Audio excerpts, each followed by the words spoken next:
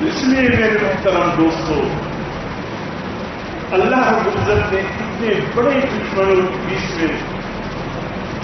اس امت کے لیے یہ عظیم مہینہ عطا فرمایا جس سے رمضان المبارک ہے۔ اللہ جانتے ہیں 11 مہینے بھول چوک ہو گئی، بھول چوک، یعنی یہ نہیں فرمایا کہ میرے بندو بہت غلط کام کیا جو تم گناہ کی طرف چلے گئے۔ اللہ جانتے ہیں میرے یہ بندہ اپنے آپ کو گناہوں سے بہت بچانے کی کوشش کرتا ہے لیکن پھر بھی بھول چوک ہو جاتا ہے۔ اسی لیے تو اللہ نے رمضان المبارک کے یہ مہینہ عطا فرمایا، رحمت کی دریا، مغفرت کی دریا، جہنم سے آزادی کی دریا، اے میرے گناہگار بندو خوب ہوتے لگاؤ۔ خصوصاً فرماتے 2 اعمال ایسے ہیں جب انسان اس کو تکمیل کو پہنچا دے ان بندوں کا حال ایسا ہو جاتا ہے جیسے آج ابھی یہ دنیا میں اس کا نیا جنم۔ ایک فرمایا رمضان المبارک، چاند،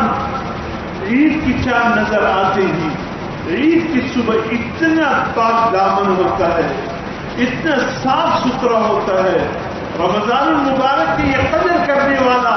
تعظیم کرنے والا، مبارک لمحات سے فائدہ اٹھانے والا اس قدر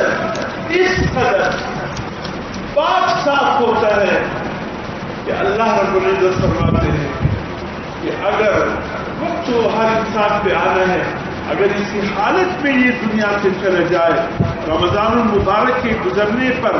اگر یہ اگلے دن اس کے بعد دنیا سے رخصت ہو جائے، اللہ رب العزت فرماتے ہیں یہ بخشایا میرے پاس ہے،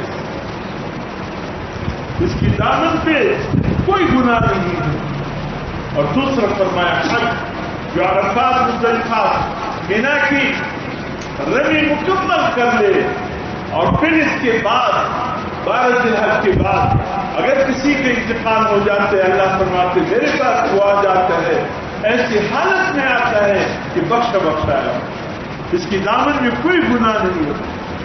یہ 2 عبادتیں ہم دوسرے ایسے